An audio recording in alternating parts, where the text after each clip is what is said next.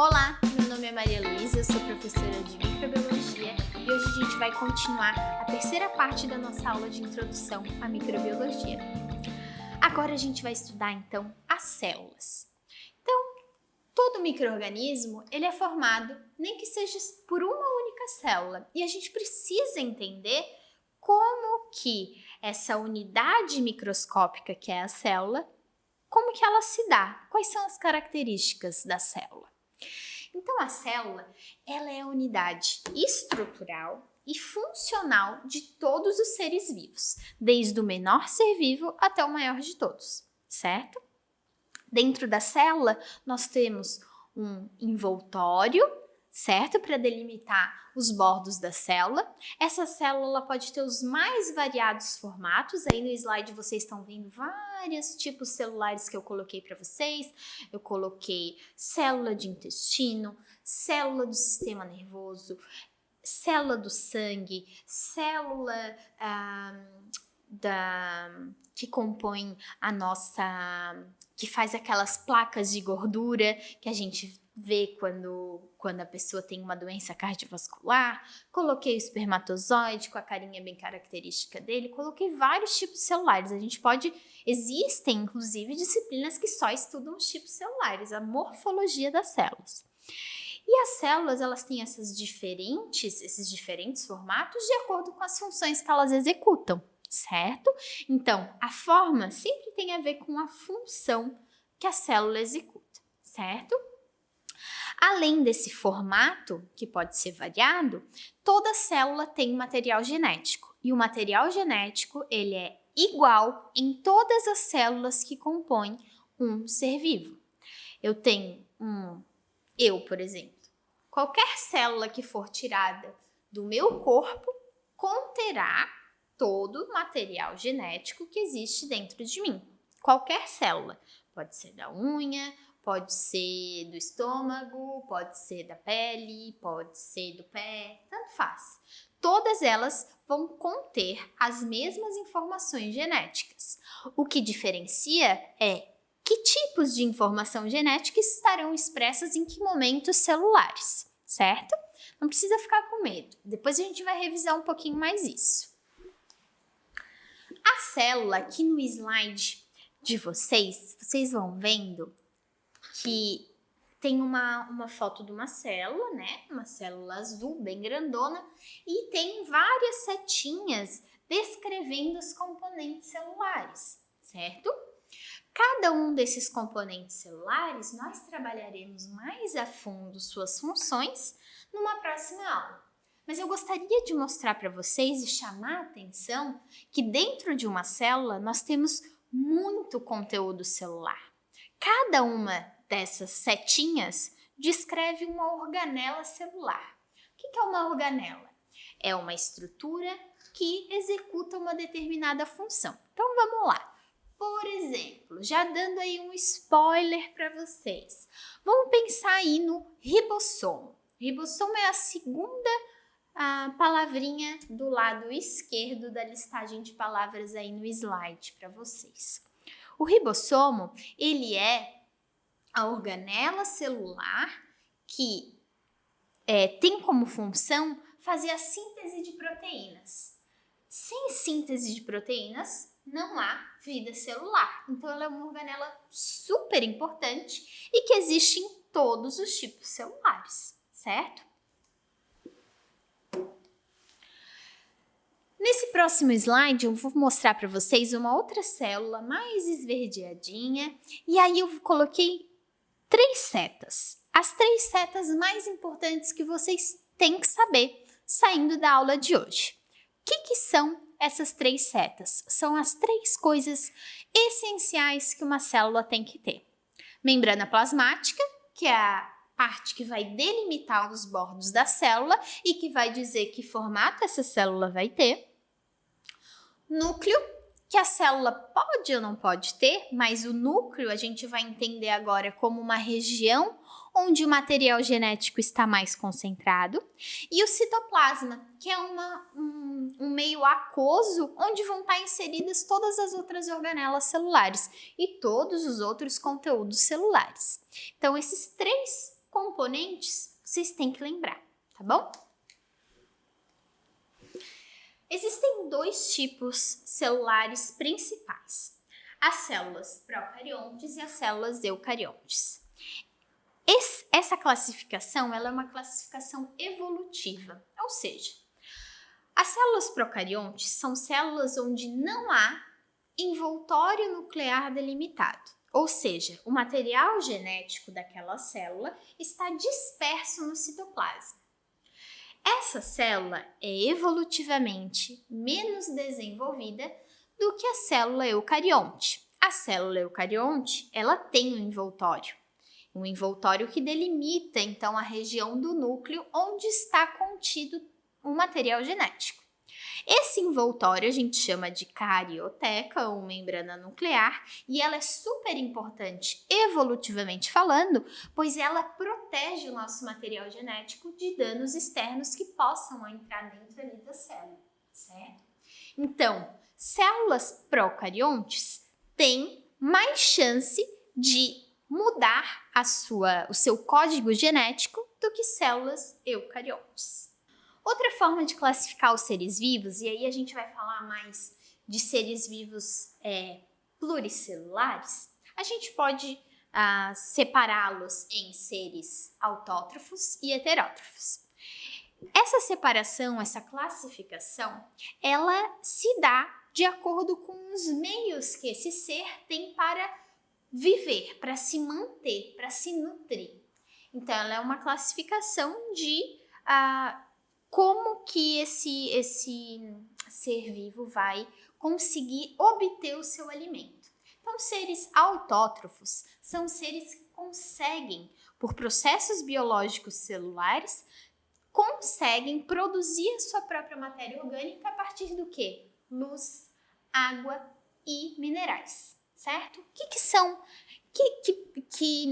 Seres clássicos a gente vem na cabeça quando pensa assim, são seres que conseguem produzir o seu próprio alimento, conseguem fazer a fotossíntese.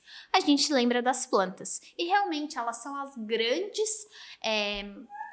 grandes representantes dos seres autótrofos. Existem alguns outros micro-organismos evolutivamente menores e menos desenvolvidos, que também conseguem produzir a sua própria matéria orgânica. Mas as grandes representantes são as plantas. Já os seres heterótrofos são seres que consomem a matéria orgânica produzida pelas plantas. Então, são seres como nós, humanos, que precisam buscar o seu alimento no meio ambiente. São seres que decompõem a matéria orgânica para extrair a sua nutrição, o seu alimento. E aí a gente precisa desenhar aí um quadro que vai nortear todas as nossas aulas a partir de agora, que é o quadro dos reinos dos seres vivos. Os seres vivos são divididos em 5 reinos. O reino Monera, o reino Protista, o reino Fungi, o reino Plantae e o reino Animalia, certo? Esses 5 reinos, dentro desses 5 reinos, estão todos os seres vivos do nosso mundo, certo? Então, tudo que existe, tudo que tem vida, está dentro desses 5 reinos, está dividido dentro desses 5 reinos. Esses 5 reinos, a gente consegue, então, estudar os micro-organismos que existem neles. Dentro de cada um desses reinos, a gente vai ter representantes de micro-organismos, certo? Nós, humanos, estamos contidos dentro do reino dos animais, a gente pode chamar reino animalia ou reino dos animais, né? Transportando para o português. E os outros micro-organismos, como por exemplo as bactérias, estão dentro do reino Monera. Os protozoários estão dentro do reino Protista. Os fungos estão dentro do reino Fungi. E as plantas estão dentro do reino Plantae, certo?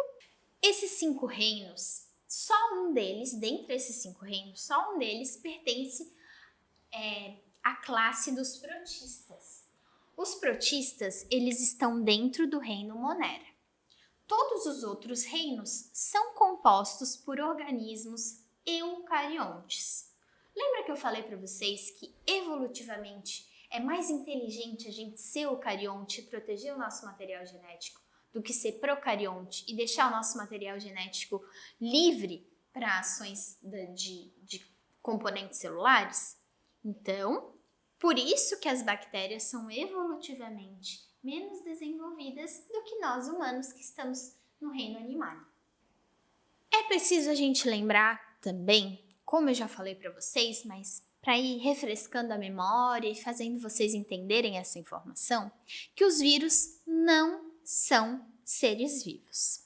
Então, eles não estão presentes dentre a divisão que separa os reinos dos seres vivos, certo? Os vírus, eles estão à parte. Como eles não são seres vivos, eles não estão inseridos em nenhum desses reinos. Para que a gente possa estudar, então, os reinos animais e as divisões que existem dentro desses reinos e os micro-organismos que existem dentro deles, a gente precisa estudar uma ciência chamada taxonomia. O que é a taxonomia? A gente precisa dar nomes a esses micro-organismos. Mas a gente precisa dar um nome que o mundo inteiro entenda. A gente precisa falar a mesma língua de que qualquer pessoa que esteja no mundo. Então, para isso, a gente começou existiu, então, uma primeira classificação feita lá pelo Robert Whittaker, que foi o biólogo que separou, então, os seres vivos em reinos. Ele também foi separando em outros tipos de divisões, como, por exemplo, filo, classe, ordem, família, gênero, espécie, enfim. E a taxonomia é o estudo que nos permite dar a nomenclatura para cada animal, para cada ser vivo que a gente vai estudar. Então, geralmente, a gente chama essa nomenclatura específica de nome científico. Qual é o nome científico daquele animal? Qual é o nome científico daquele vírus? Qual é o nome científico daquela bactéria? Então, a gente usa muito essa expressão, né? Nome científico. A taxonomia, então, estuda o nome científico dos animais baseados, então, no seu gênero e na sua espécie.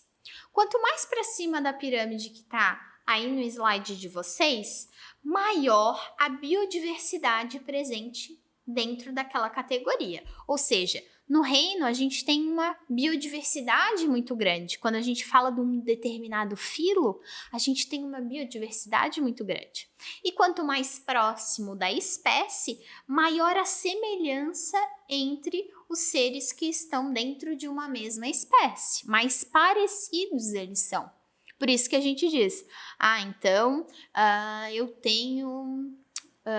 esse animal pertence ao mesmo gênero, esses dois animais pertencem ao mesmo gênero, só que têm espécies diferentes, certo? Essa é a diferença entre eles são semelhantes até certo ponto, depois cada um tem a sua própria espécie. Então aqui o que eu trouxe de exemplo para vocês? O gatinho normal, né? O gatinho que a gente conhece em casa, ele é chamado de Felis catus. Eu quero que vocês prestem muita atenção agora e eu vou cobrar bastante de vocês a nomenclatura correta dos nomes científicos dos micro-organismos que a gente vai estudar aqui nessa disciplina. Então, para a gente escrever o nome científico corretamente, o gênero ele tem que estar em letra maiúscula, a primeira letra do gênero tem que ser maiúscula, e na espécie todas as letras são escritas em letras minúsculas. Quando nós estamos escrevendo manuscrito, ou seja, a gente está escrevendo no caderno da gente, a gente não consegue fazer o itálico que o digitado, o computador permite que a gente faça. Você pode até dizer que eu consigo virar bem a minha letra e fazer itálico, mas isso aí não convence ninguém. Então, como é que a gente vai mostrar para a pessoa que está lendo o nosso documento, o documento que a gente escreveu, que a gente está falando de um nome científico? A gente tem que reforçar, a gente tem que frisar, mostrar para ela que aquilo ali é um nome científico, que é diferente de um texto corrido que a gente esteja escrevendo. Então, quando a gente escrever manuscrito, a gente vai fazer sublinhado. E é um traço em cada palavra, não adianta fazer um traço inteiro. Um traço para o gênero, um traço para a espécie. Quando a gente estiver fazendo digitado, a gente também pode usar o sublinhado, mas é mais elegante, acaba sendo mais normal, é aquele que a gente bate o olho no texto e já sabe que aquilo ali é um nome científico, se a gente colocar o itálico, então. Então, escrever o nome científico, gênero com letra maiúscula, primeira letra, espécie, sempre tudo em minúsculo, tá? E não esqueçam de ressaltar, então, ou com sublinhado ou com itálico. Certo, entendemos um pouco sobre a história da microbiologia, a história dos micro-organismos, a história da microbiologia, as unidades celulares, quais são, o que a gente tem que saber de básico sobre células para poder estudar microbiologia. Aprendemos, então, como escrever os nomes científicos. Mas eu vou perguntar para vocês, quando vocês falam de microbiologia, vocês lembram geralmente de doença, né? Até agora eu só falei de doença para vocês. Só falei de morte e coisas ruins que acontecem e como driblar esses micro-organismos no nosso dia a dia.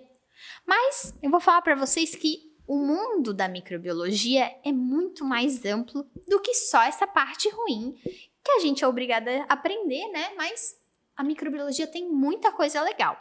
Por exemplo, vocês já pararam para pensar que quando vocês tomam uma cervejinha, quando vocês comem um pãozinho, aquele pãozinho de fermentação natural, sabe quem que está trabalhando para vocês poderem se deliciar com essas comidinhas gostosas? São os micro-organismos. Então, o processo de fermentação na indústria, ele pode ser feito de maneira caseira, mas também pode ser feito na indústria como uma forma de processamento de alguns alimentos, como é o caso do pão. Certo? Por que a gente, quando vai fazer um pão caseiro, por que a gente não pode botar o leite muito quente no fermento biológico? Sabe por quê? Porque a gente mata, com a elevada temperatura, a gente mata a levedura que faria, então, o pão crescer, o micro-organismo que faria o pão crescer. Então, a microbiologia está por tudo, certo? Não só no processo de saúde e doença, mas também no nosso dia a dia. Por exemplo, vocês já comeram aquele queijo? Tem alguns tipos de queijo, né? Principalmente o mais lembrado é o queijo gorgonzola, que ele tem uns pontinhos verdes, né? Vocês estão comendo fungos do tipo Penicillium. São fungos que são aprovados para a gente comer, não tem problema, ninguém vai tratar nenhuma doença comendo queijo gorgonzola, ninguém vai ficar doente comendo queijo gorgonzola, mas a gente pode comer. Assim como a gente também pode comer cogumelos, certo? Fazem parte da nossa alimentação. Agora, quando a gente fala de alimentos que estão em processo de deterioração, aí a gente já não está mais falando de alimentos que podem ser consumidos, certo? A microbiologia ela ainda pode trazer vários benefícios referentes à produção de medicamentos. A gente pode usar vírus e bactérias como estratégias de desenvolvimento de vacinas, de medicamentos, de insumos farmacêuticos. Existe um mundo por trás disso tudo para que a gente possa aprimorar a nossa capacidade de produção científica. Além disso, a gente também pode usar os micro-organismos como biodecompositores.